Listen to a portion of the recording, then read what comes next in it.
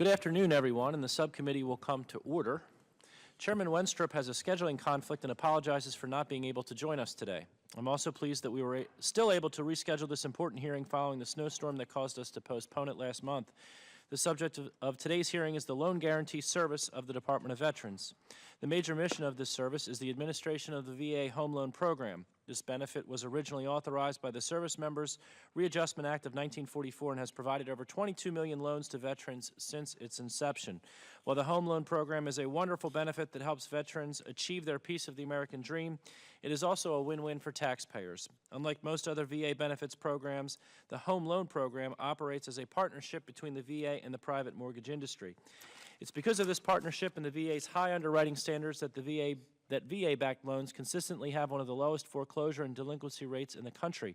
While the benefit provides a great service to veterans, there is always room for improvement. I'm concerned there are veterans who are unaware of this benefit, and I look forward to hearing from the VA about their outreach efforts. I'm also concerned that the current cap on loan guarantee amounts excludes as many as 12,000 veterans who live in high-cost areas from using this benefit. Yesterday, the House passed a version of Mr. Zeldin's legislation that removed this cap. I'm hopeful that our colleagues in the Senate will consider this proposal quickly and send it to the President's desk. The other issue we will examine this afternoon is the administration of VA's Specially Adaptive Housing Program that provides grant funding for severely injured veterans to adapt their homes to make them more accessible for their needs. Some of our witnesses have raised concerns about the amount of paperwork and processing delays associated with this benefit. While I understand there's a need to examine each veteran's circumstances to appropriately fund the adaptation that fits their needs, we must strive to improve timeliness of service for all veterans.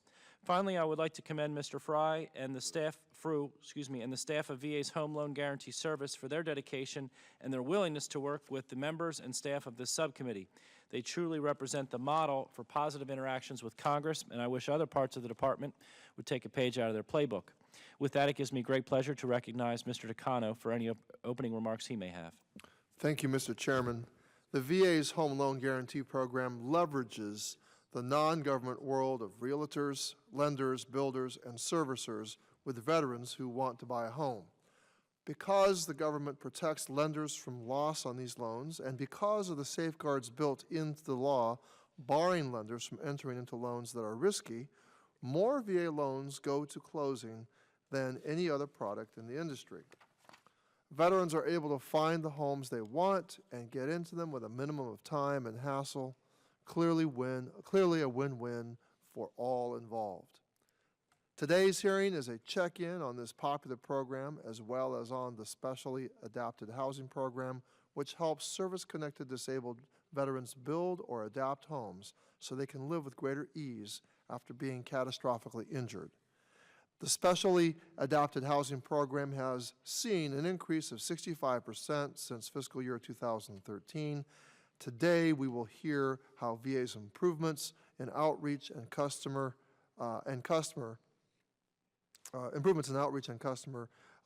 have contributed to this increase, and what is needed in terms of funding and staffing to meet the challenges ahead if growth continues at that pace. Both programs embody successful public-private partnerships, and I think that makes all of us happy here. I want to thank the witnesses for being here today, and I look forward to their testimony. Thank you, Mr. Chairman. I yield back. Thank you, Mr. Takano. On our first and only panel, we have Ms. Heather Ansley with Paralyzed Veterans of America, Mr. Ross Meglathery with VetsFirst, Mr. James Danis testifying on behalf of the Mortgage Bankers Association, Ms. Sherri Meadows testifying on behalf of the National Association of Realtors, and finally, Mr. Mike Frueh, who is the Director of VA's Loan Guarantee Service. Thank you all for being here. Each of you will be recognized for 5 minutes for your oral statement. Ms. Ansley, let's start with you. Thank you. Representative Costello, Ranking Member Takano, and members of the subcommittee. Paralyzed Veterans of America would like to thank you for the opportunity to testify this afternoon regarding the Department of Veterans Affairs' Loan Guarantee and Specially Adaptive Housing Grant programs. Our testimony this afternoon will focus on VA's adaptive housing grant programs. PVA's members are veterans who are catastrophically disabled by a spinal cord injury or disease. Many of them have benefited from VA's Specially Adaptive Housing or SAH grant program. Providing a catastrophically disabled veteran with an accessible home is an investment that pays dividends and lower health and long-term care costs. We hope that every effort will be made to strengthen VA's adaptive housing program and increase the benefits available for these veterans by making investments in staffing, streamlining and expediting grant processing for veterans with terminal illnesses, and improving outreach. Investments in staffing are needed to increase the number of SAH agents serving veterans. In many parts of the country, inadequate staffing contributes to delays in processing grants and results in poor customer service for veterans. According to PVA service officers, many veterans have a difficult time contacting their SAH agents as phone calls and emails are not returned in a timely manner. PVA believes that veterans' inability to connect with their SAH agents is not only unfair to them, but also to these agents who are sincerely trying to serve veterans despite too many tasks and too few resources. Insufficient staffing also leads to retention problems as agents leave their positions due to excessive workload and extensive travel requirements. PVA service officers report frequent turnover, which overburdens agents who must carry increased workloads when other agents leave. In addition, some agents cover large geographic areas and travel hundreds of miles one way to meet the eligible veterans, which also leads to delays in responding to veterans and processing grants. One of the biggest challenges PVA encounters in the SAH grant program is the length of time it takes for grants to be processed and approved. This is especially true for veterans living with amyotrophic lateral sclerosis, or ALS. Veterans with ALS are critical users of the SAH grant program and the housing adaptation assistance it provides. VA's SAH grant process, however, is not well suited to veterans with rapidly changing diseases like ALS. As a result, it may be difficult for a veteran with ALS to get the adaptations he or she needs when he or she needs them. In its recommendations to the 114th Congress, the co-authors of the independent budget, which include PVA, Disabled American Veterans, and the Veterans of Foreign Wars, recommended that VA expedite these grants for veterans who are terminally ill, including those who have ALS.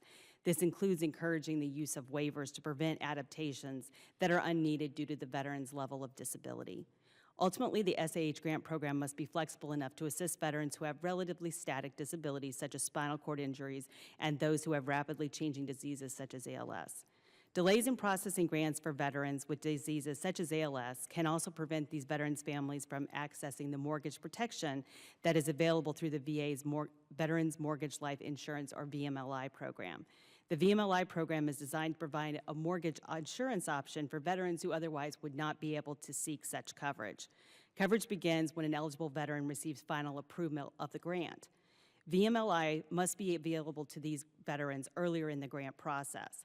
One incremental change would be to approve VMLI at the same time as the final grant instead of waiting until funding is in escrow. Another option would be to improve those that are eligible for VMLI coverage as soon as VA determines that they meet all applicable requirements, with the exception of the final approval of the adaptive housing grant. PVA strongly supports VA's adaptive housing programs because the benefits available through this program are not only life-changing, but also life-saving. When a veteran is determined by VA to be eligible for ancillary benefits, including adaptive housing, VA provides the veteran with a decision that includes information about these benefits, and such a notice typically includes the requisite forms to apply. We have noticed, however, that the required forms are not always provided with the notice of eligibility, and for veterans who are not represented by a veterans service organization like PVA, it may be difficult for them to navigate the sea of benefits for which they are eligible. PVA provides significant outreach related to the benefits of adaptive housing. Our service officers communicate with our veterans to ensure they understand the benefit and the importance of the program. We also seek to increase awareness by providing information on our website and on our meetings, in our membership magazine. We also work to provide information about how to design a wheelchair-accessible home, and we support efforts to increase affordable, accessible housing for all people with disabilities. We appreciate the subcommittee's focus on VA's adaptive housing program. We hope additional resources will be available, and we thank you for the opportunity to share our thoughts today. Thank you, Mr. Meglathery. Representative Costello, Ranking Member Takano, and other distinguished members of the subcommittee, thank you for giving VetsFirst the opportunity to testify regarding VA's loan guarantee and specially adaptive housing, SAH, grant programs. VetsFirst has represented our disabled veterans, their families, and their caretakers since 1946, when paralyzed World War II veterans came together to claim their rights. We advocate for the programs, services, and disability rights that help all generations of veterans with disabilities remain independent and fulfill their desire to reintegrate into society. Today, through our parent organization, United Spinal Association, we are not only a VA-recognized national veteran service organization, we are a leader in advocacy for all people with disabilities. We are honored to have the opportunity to testify about the VA's loan guarantee and SAH grant programs and offer some suggestions for improvement. The VA's loan guarantee program is a critical benefit to veterans across the nation, and it's an example of what the VA is doing right by veterans. More than 80%, that is 80% of veterans utilize this program as a result of its affordability and ease of use. VA's delinquency rate is quite low as a result of the holistic approach to ascertain the veteran's income based on monthly expenses. On a personal note, I have taken advantage of this benefit and allowed me to purchase a home in an area with an extremely high cost of living. From the perspective of the VSO, this benefit is one of ease. We just determine the eligibility of the veteran, and the lender does the remainder of the work. It's an example of a program that supports VetsFirst's core principle 1 of independence and core principle 2 of timely access to VA benefits. VetsFirst supports all programs that are designed to enhance the independence of veterans with disabilities. For this reason, community integration and independence is our first core principle. The ability to own a home that is adapted to the unique needs of each individual is critical for both the emotional and physical well-being of the veteran. VetsFirst wholeheartedly backs SAH. We would like to highlight areas where we see that improvements are warranted and would make this program even more successful. Currently, both SAH and Vocational Rehabilitation and Employment Program are in the business of housing modifications for veterans. VetsFirst believes this is a less efficient way to utilize limited resources. SAH staff are experts in the arena of home modification. While VR&E staff are hardworking and diligent, they're not solely focused on this benefit.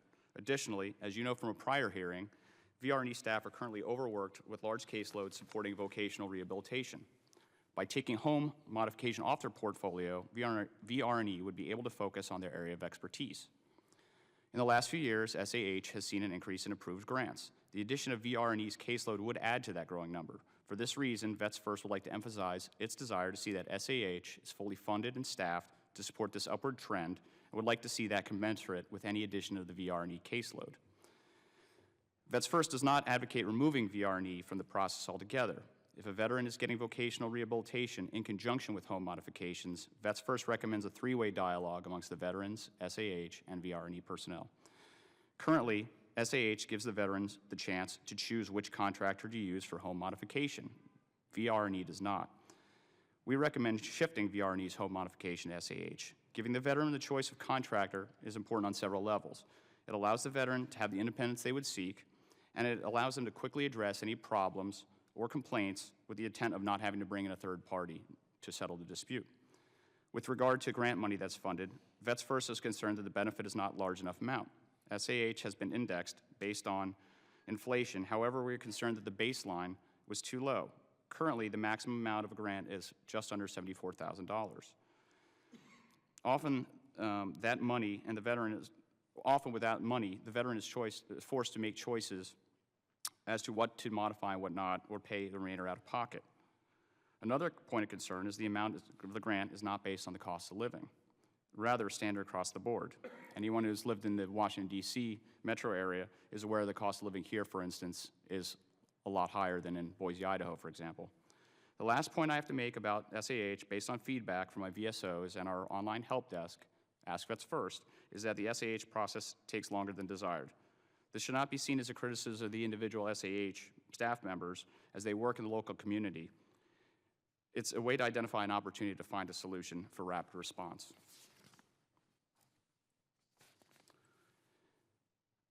VetsFirst would like to express its thanks for the opportunity to testify today on the loan guarantee and SAH programs. We appreciate your leadership on behalf of this nation's veterans. I will be happy to answer questions. Thank you. We will recess and convene very shortly. Reconvene rather shortly. Whoa.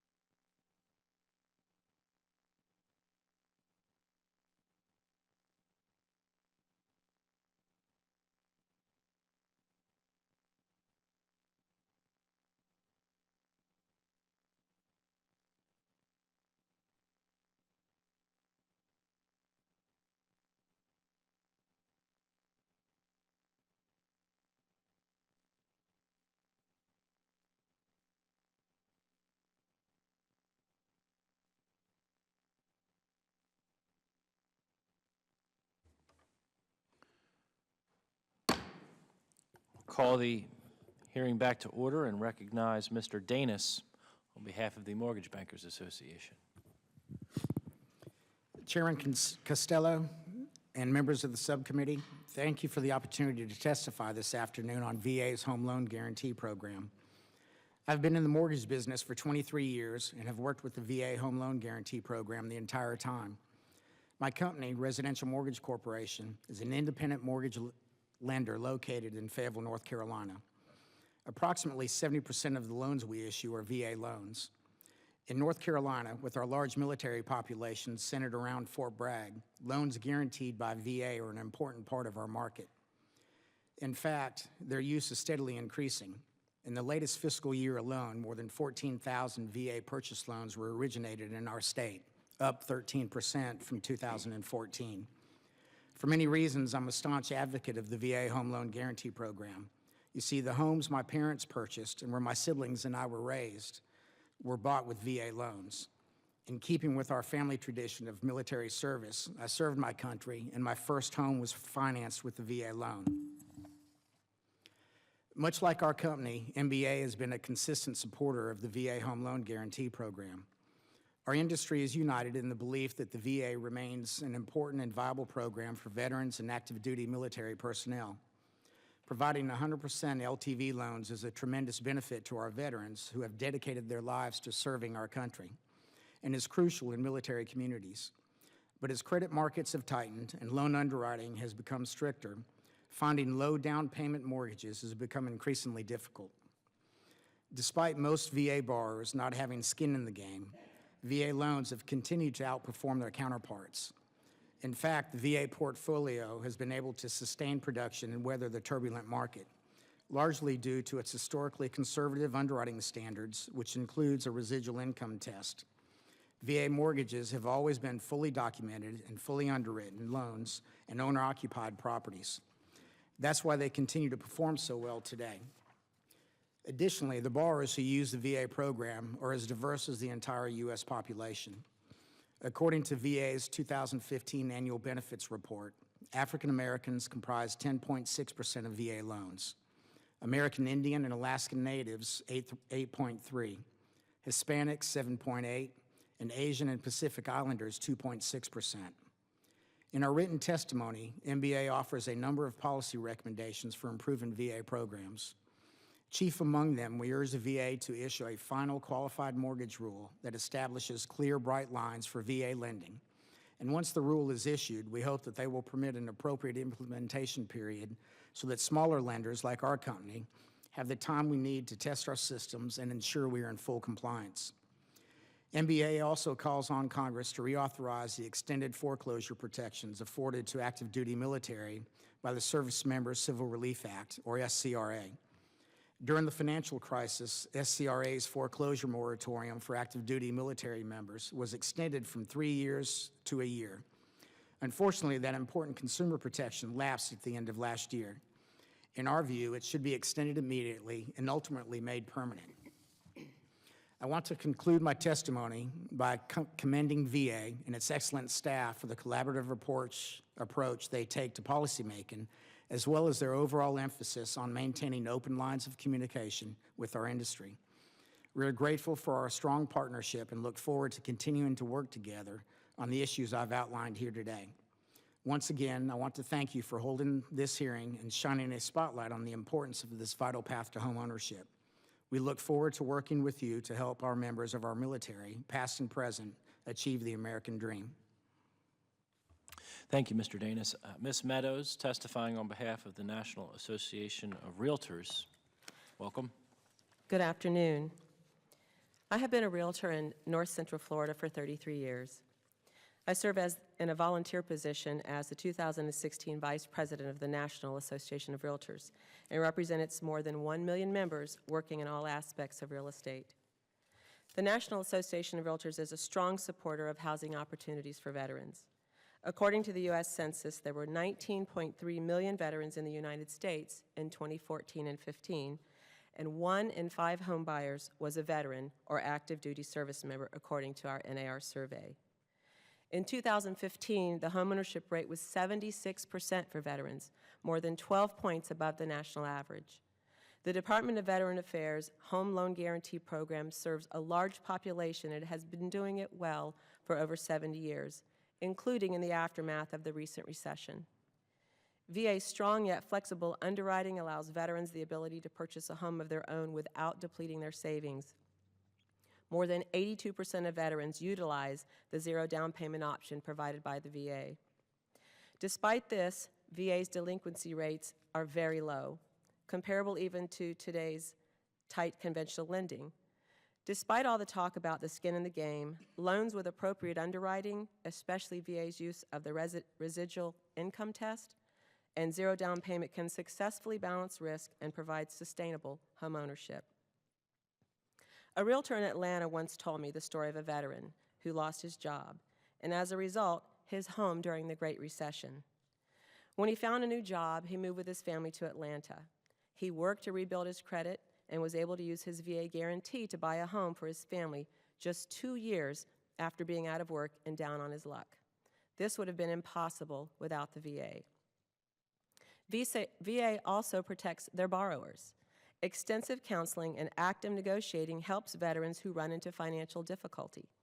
Since 2009, the VA has prevented more than 500,000 veterans and their survivors from losing their homes, while saving our taxpayers more than $16 billion in claims payments. NAR also supports grant programs that allow disabled veterans to own a home that accommodates their needs. VA provides 2 types of grants to service members and veterans with service-connected disabilities to help purchase or construct an adapted home or modify an existing home to accommodate a disability. These grants provide a significant benefit that allows our disabled veterans to retain their independence. We support the comments by the 2 veteran services organizations urging that staffing and financial levels are sufficient to operate the program efficiently. In recent years, this committee has made tweaks to the home loan program to make it even more useful for veterans. The National Association of Realtors is here today to offer several other changes that could further enhance the program. Number 1, consider higher cost loan limits. The VA Home Loan Guarantee Program is unique. It is not simply a federal loan program, it is an entitlement promised to our military members in return for their service to our nation. Veterans should be able to purchase a home wherever they choose to live and should not be prevented from using their entitlement due to the low loan limits. We urge this committee to increase the VA loan limits and not penalize veterans for geographic differences in the housing market. Number 2, VA fee requirements. NAR believes that VA borrowers should be allowed to negotiate fees with sellers, just as non-VA borrowers do as part of the home purchase transaction. A realtor in Ohio recalled a client who wanted to use his VA benefit to purchase his first home. His lender tried to discourage him from using the VA, saying it was too time-consuming and complicated. Moreover, he lost offers on the first several homes he bid on because the seller did not want to deal with the VA requirements. While the veteran was able to buy the home, he ended up using FHA and paying 3.5% down payment to get the home he wanted. We urge VA to create a level playing field and provide veterans with the flexibility to negotiate all fees so they are not disadvantaged when trying to buy a home. Number 3, incentivize a program for renovation and rehabilitation. NAR urges the U.S. Department of Veterans Affairs to incentivize lenders to use existing authority to offer a veterans renovation pilot program, similar to the FHA's 203K program. The 203K program provides a loan for the post-renovation appraised value. It is a safe and viable way for veterans to purchase a home that is in need of renovation while still using their guarantee. The National Association of Realtors strongly supports the VA Home Loan Guarantee Program and the Specially Adapted Housing Grants. It is our hope that the subcommittee will support our recommendations for enhancing and improving the VA Home Loan Guarantee Program so it may be a real benefit to those who bravely served our country. I would also like to thank the members of this subcommittee. Each of you have served your communities and our nation's veterans very well in areas such as protecting private property rights, advocates for affordable housing, the disabled, domestic violence victims, and those that are less fortunate than us. It has been an honor, and I thank you for the opportunity to be here today. Thank you, Ms. Meadows. Mr. Frueh, who is the director of the VA's Loan Guarantee Service, welcome. Thank you, Mr. Chairman, Ranking Member Takano, and members of the subcommittee. Thank you for this opportunity to appear before you today and discuss the status and accomplishments of the Loan Guarantee Program and the Special Adapted Housing Program. Our program's mission is a very simple one. We work to maximize veterans and service members' opportunity to obtain, retain, and adapt homes. However, our program does not generally make loans, build or sell homes, service loans, nor do we build adapted homes. Instead, we rely on lenders, we rely on realtors, appraisers, servicers, builders, and many others in the mortgage industry to help us deliver these benefits that our veterans have earned, many at great sacrifice. We have worked relentlessly to increase our program's efficiency and effectiveness by delegating functions to our mortgage industry stakeholders. And I'd like to take this opportunity to thank my colleagues at the Mortgage Bankers Association, the National Association of Realtors, and others like the National Association of Home Builders and the Appraisal Institute that have worked with us over the years to help make our program work better for our nation's veterans. To ensure this relationship is effective, we maintain a robust oversight and risk management program to secure a world-class veteran experience, ensuring these private sector stakeholders adhere to our program goals, values, statutes, and regulations. Our work centers on creating success on all sides of the program. We work constantly to remove barriers veterans may face when using their benefits and ensure that veterans experience high-quality, consistent services no matter where they live. This work ranges from in-home grant consultations with SAH-eligible veterans and their families, to creating informational YouTube videos and the Google Hangout feeds, to making prudent policy changes that facilitate timely appraisal and loan closings, more efficient SAH grant processing, or innovative loss mitigation efforts. We also work to ensure our program is easy to understand and at the forefront of industry processes and technology so that our private sector stakeholders succeed in their missions to make and service loans, construct or renovate homes, and manage and sell properties. On this front, we facilitate daily electronic transmission of loan and property data. We established permanent liaisons to all of the lenders and servicers across the nation, and we hold regular forums, trainings, and calls so stakeholders have open access to our leadership to ask questions and obtain real-time answers and timely explanations of program or industry changes. We built systems that streamline the flow of information between the industry and VA and provide analytical tools that decrease the time from application to closing so veterans benefit directly. Through these strong partnerships, our focus on veterans and our continuous drive to innovate and enhance operations and performance, we have built a high-performing program that works for veterans, our stakeholders, and the American taxpayer.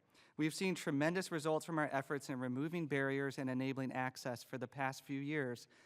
For the past few years, VA loans have equaled or exceeded industry benchmarks for time to close, percent of applications that actually do close, serious delinquency rate, and foreclosure inventory rate. We know our approach works because by creating ways to help our industry partners more effectively deliver these benefits, they have responded by offering veterans an interest rate lower than that for any other type of loan. Veterans prove our approach works as well. At the same time, we guaranteed our largest number of loans last year while preventing the largest number of foreclosures. The VA loan program maintained the second highest satisfaction rating in J.D. Power's primary mortgage origination satisfaction study, significantly higher than the industry average. The VA loan's not a good loan, it is a great loan.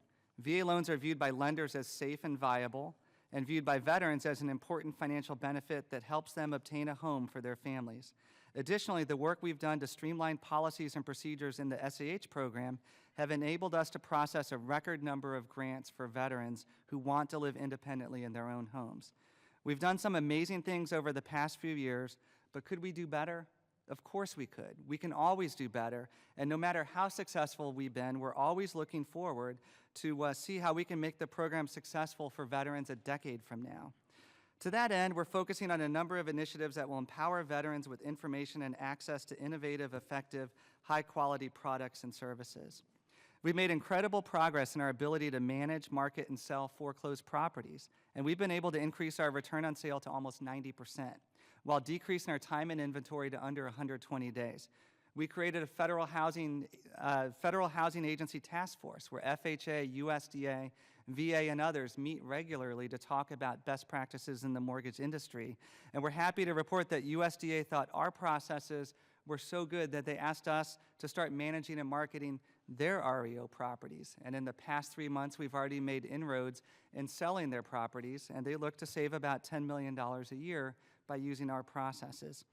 Finally, Mr. Chairman, I'd like to leave you with 3 thoughts about the impact our program has on veterans, on the taxpayers, and on the U.S. housing market. The record 631,000 borrowers obtaining a VA guaranteed home loan last year enjoyed an interest rate that was on average more than a quarter point below the rate for conventional loans.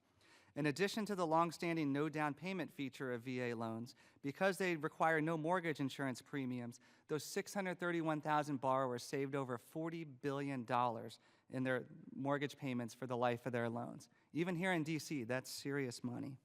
The savings in down payment and mortgage insurance are a strong benefit to veterans who may need those funds in the future to overcome unforeseen financial obstacles. Since 2009, we've worked with private sector loan servicers to help over 500,000 veterans and their families retain their homes or avoid foreclosure, helping a record 90,000 last year alone. And finally, in the past 3 years, we've helped over 4,000 severely disabled veterans build or adapt homes that help them live independently in the house of their choosing. And the 1,800 we helped last year represents almost a 50% increase from the record-setting year before. Obtain, retain, and adapt. It's that simple. Mr. Chairman, I appreciate the opportunity to speak today. I would like to thank the subcommittee for your support of our veterans and for the productive working relationship that we've had with your committee members and your staff. I will continue to identify opportunities to enhance our program and stand ready to provide any information or technical assistance that the subcommittee requires on ideas the members believe would help deliver our benefits to our veterans. This concludes my testimony. I thank the panel for their testimony, and I now recognize myself for 5 minutes of questions. Ms. Meadows, can you please expand on your suggestion for VA to enter into a pilot program that would authorize a veteran to borrow money to rehabilitate and renovate their homes? Thank you, Active Chairman. The FHA 203K program, we want VA to be a very similar program to that. The 203K program is a rehabilitation renovation loan. An FHA buyer can purchase a home that they plan to renovate. The costs of that renovation are included in the loan amount. Working with a specially designed plan and a trained appraiser, the value of the completed renovations is included in the loan and put in escrow. The work is done by an approved contractor, and the renovation part of the loan is paid out as the work is completed. VA has the authority for a similar program, but has not promoted it with lenders. We believe some kind of incentive program for lenders, whereby they get an enhanced fee due to the extra work required, would make this type of program available to veterans. I've got a follow-up question. Should the program be approved, what could be done to ensure that our veterans who live in remote areas, such as the U.S. territories, would be made aware of and included in the program? By the way, I think it's a good idea. We have, as I said in my opening statement, thank you for the opportunity to answer this question. We have 1.1 million realtors across the United States and territories. The realtors have worked very hard to promote VA loans. I have with me a VA toolkit, home loan guarantee services that each of our realtors has the opportunity to obtain. So I believe by us continuing to educate our members and realtors working within the community and with the lenders in those areas, that we would be able to promote this product. Thank you. Mr. Frueh, in her written statement, Ms. Ansley raises concerns about inadequate staffing levels and high turnover rates for SAH agents. What can be done to reduce caseloads and improve services in this area? Well, as part of our evolution in the loan guarantee process to enable veterans to use their benefits, we look at efficiency and effectiveness across the board. And SAH agents, by their very nature, need to be located, dispersed throughout the country so that they can actually get to and meet with veterans in their homes. In fact, we have a requirement within 30 days of of being deemed eligible for the grant. We want to be in your house, speaking with your family and looking at your living conditions and talking about what you want and what ideas we might have for your future needs. So we do need to keep those staff dispersed, but we've taken a lot of time the last several years to move the rest of the work that we can across the nation, so that just because there's a spike in originations in a state such as California, it doesn't mean that our office that serves California is the only office that's affected. We spread that work nationwide. We've seen a lot of efficiencies in that the last couple years, and we're making a couple changes as we proceed through that process of allocating those efficiencies. And one of those changes is focusing on SAH and saying, where are the most disabled veterans living where we need this help? We had a 50% increase in SAH grants authorized last year, which means 1,800 over 1,200 from the year before. That's a significant increase in work for approximately the same number of SAH agents. So we're working to free up the other staff that we do have in our budget across the nation so that more agents can be put out to work on what we think is a very essential, very in-person, very unique benefit that requires one-on-one development. Mr. Frueh, yesterday the House passed H.R. 3016 as amended, which included legislation from our colleague, Mr. Zeldin, that would eliminate the home loan guarantee cap. Can you please share with us how the current cap is affecting veterans in high-cost areas of the country? Additionally, how many veterans does the current cap affect? First, let me say thank you for passing that particular piece of legislation. H.R. 3016 eliminates the cap, which, to explain, is actually a little bit convoluted because it relies on several different organizations to set a cap in virtually every single MSA around the country. So it depends on where you live. If a veteran decides to move to a particular area or finds a house that they like in a particular area, what they might find by looking up our caps in the particular area is that the house they want to buy is greater than the amount that we're willing to guarantee or we are able to guarantee. I think a misnomer is that it's a lending cap. VA does not set a limit on how much a veteran can purchase. We set a limit on how much we will guarantee, which basically means that a lender can offer a loan to that veteran with no down payment up to what that cap is, which is predominantly $417 around the country. We did some analysis last year and found that there were about 15,000 veterans who wanted to buy a home in an area that was where the price of the home was greater than the amount that is allowed. And we don't know how many veterans didn't pursue purchasing a home with their VA benefit in an area where the cap was less than the amount of the home that they want because they never started the process. What we do know is that from the inception of the program, almost 90% of our loans have been made with zero down payment. It's a cornerstone of the program for 72 years. Our average loan to value, or percentage of money that people put in on loans that they do put money in, it's 98%, so people put 2% down. The only other national housing program with a small down payment is FHA, which is a 3.5% down payment program. So I think that our records for the last almost 22 million loans indicate that no down payment is important. And setting an artificial cap on the amount that we can guarantee is going to limit people that want to buy a home above that cap because that no down payment is a very important part of the benefit. I now recognize Mr. Takano for 5 minutes for any questions he may have. Thank you, Madam Chair.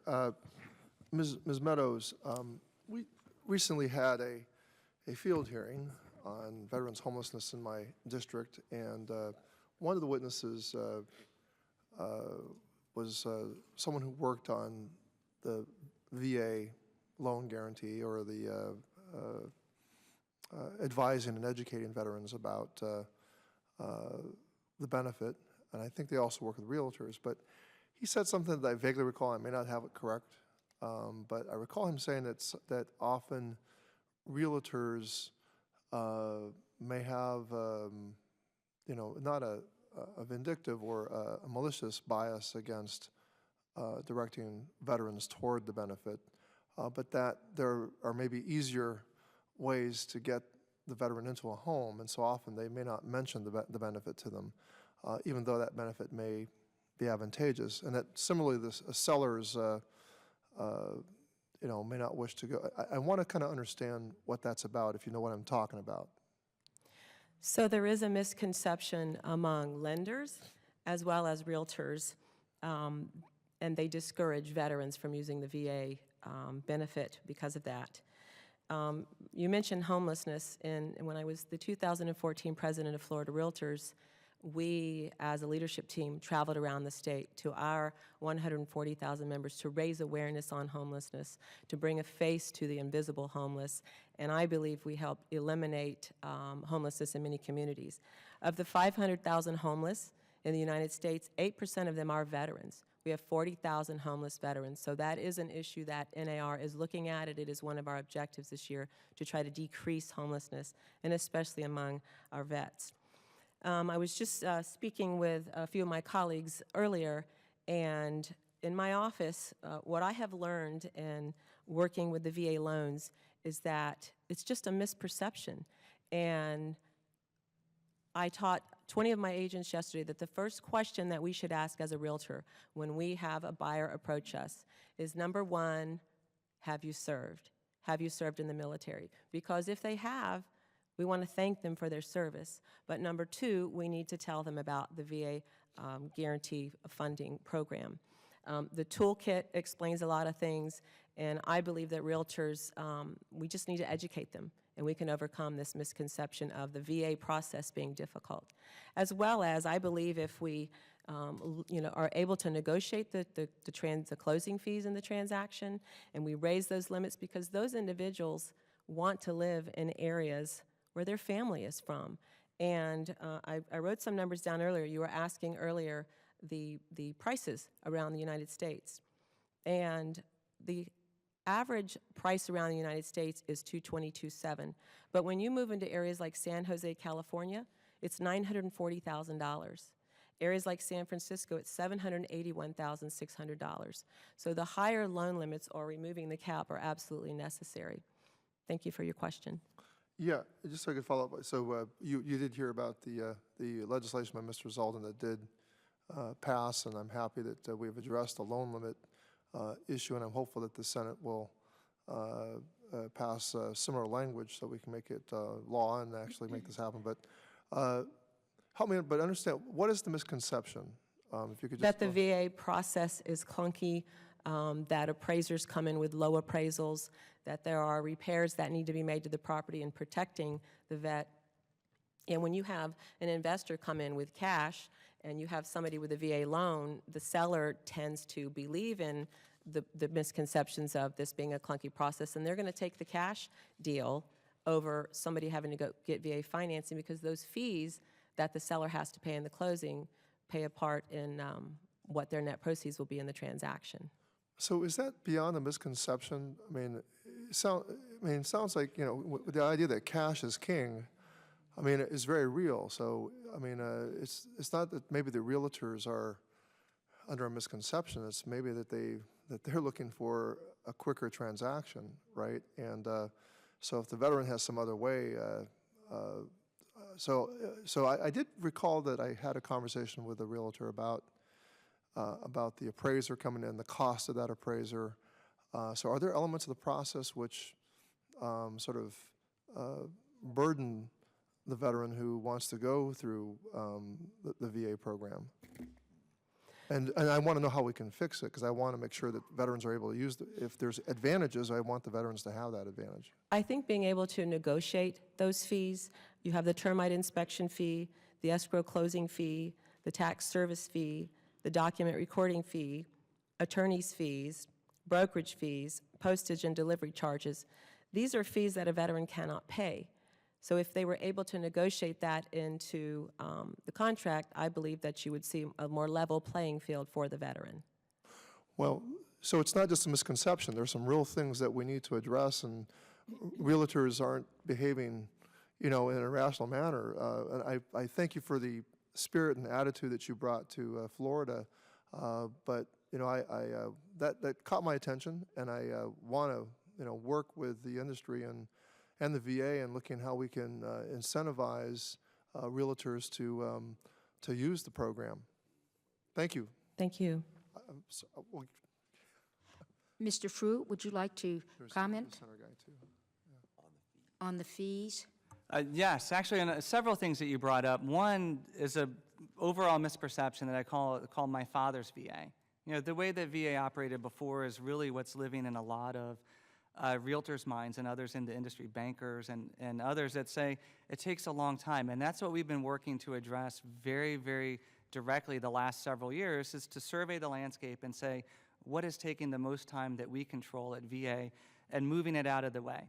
And closing time is very important. So for the last several years, we look every month at industry benchmarks to say, how long does it take to close a VA loan compared to a conventional loan, which is someone that puts 20% down or pays mortgage insurance, someone that's got pristine credit, versus our borrowers who may or may not have pristine credit. We don't have a credit requirement. They may or may not put something down. We don't have a down payment requirement.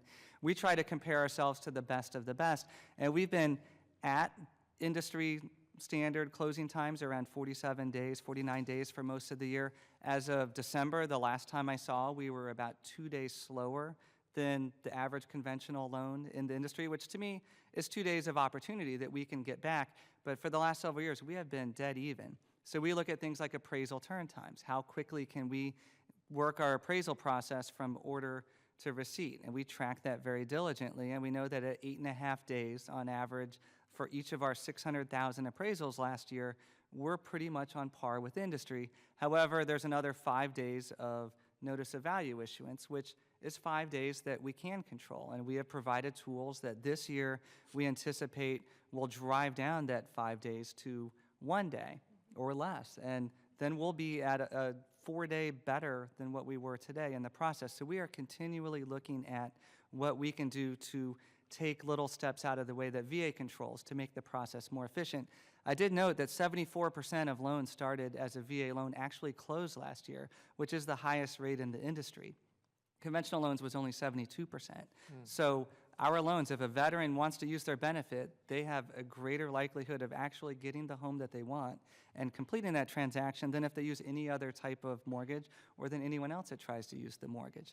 As for closing costs, we do agree, and we take what Sherri said seriously. We are looking at the ability for veterans to negotiate what fees they pay. We're kind of balancing, we have been for 72 years, protecting veterans from getting into a situation they don't like versus protecting them from buying a house that they want. And that balance in some periods has shown to be more protective than less. And I think this is a regulatory option that we have for some of these fees and charges that are allowable, and we're certainly willing to work with our partners in the industry to find a balance that works better.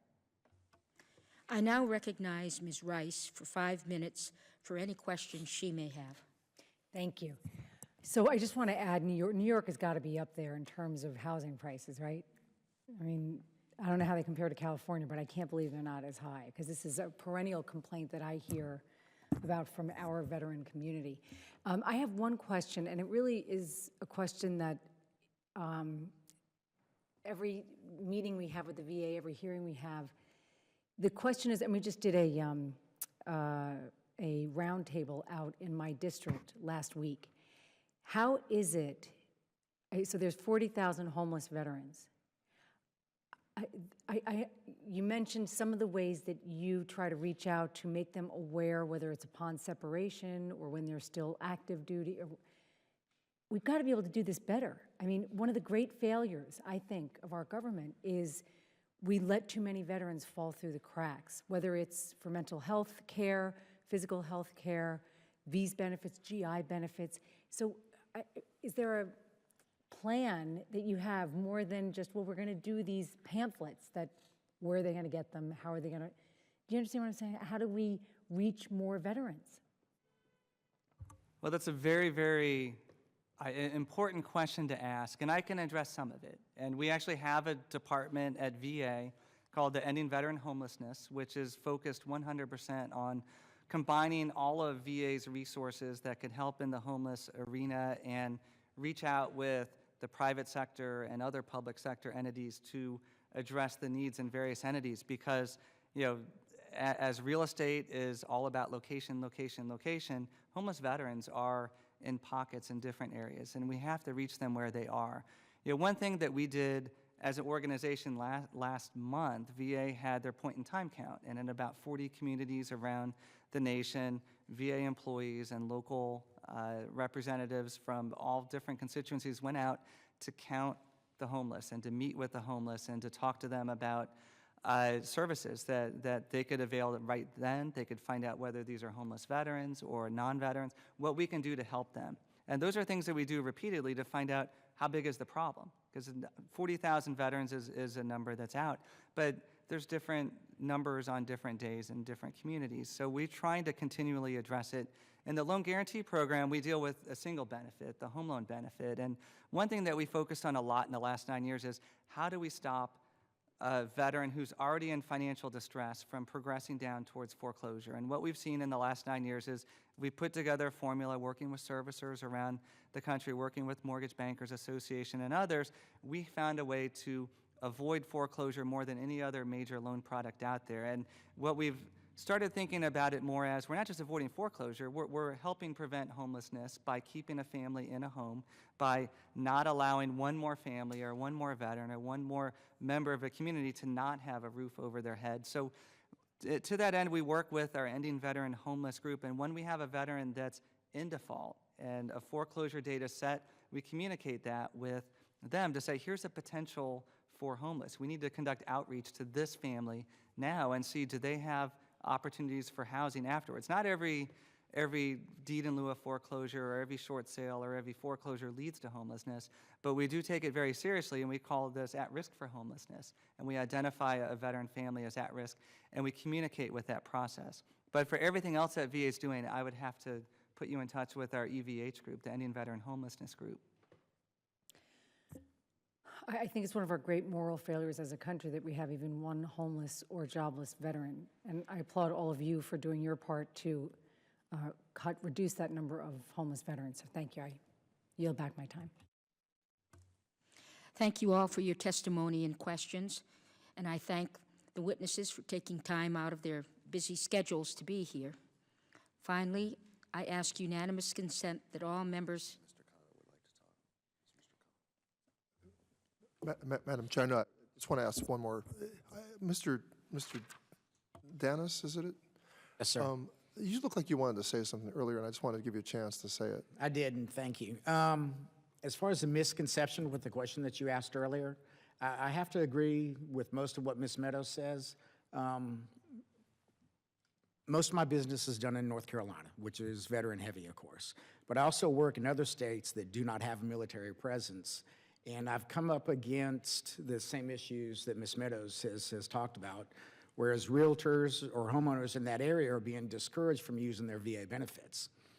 And I think it's more of a lack of education with the lenders, the veterans, and the realtors in that area because they don't understand the program. They think it's a difficult and cumbersome program to work through, when in reality, VA is a very easy loan program to do. With Mr. Frueh, when he talks about his closing times, being in the 40-day range, there have been times where I've originated a loan on a Monday and closed it that next Monday. So it can be a very streamlined process. There is no reason why veterans should be discouraged from using their benefits as far as a lender is concerned. The fees can be an issue, but they can always be worked around. Where you talk about where a veteran was discouraged from using his VA benefits, that shouldn't come about. The program is a very easy, very workable loan program to do. Well, I'm very happy to hear this, and I want to find out ways in which we can make sure the industry, lifts off this misconception. I think it's just education. It's educating lenders and realtors about the program, and then a little bit of experience. We have that experience, but it's not something that is difficult to gain at all. Well, thank you. I appreciate the chairwoman's indulgence. Finally, I ask unanimous consent that all members have 5 legislative days in which to revise and extend their remarks and include any extraneous material on today's hearing. Hearing no objection, so ordered. This hearing is now adjourned. Great. Thank you. I'm supposed to hit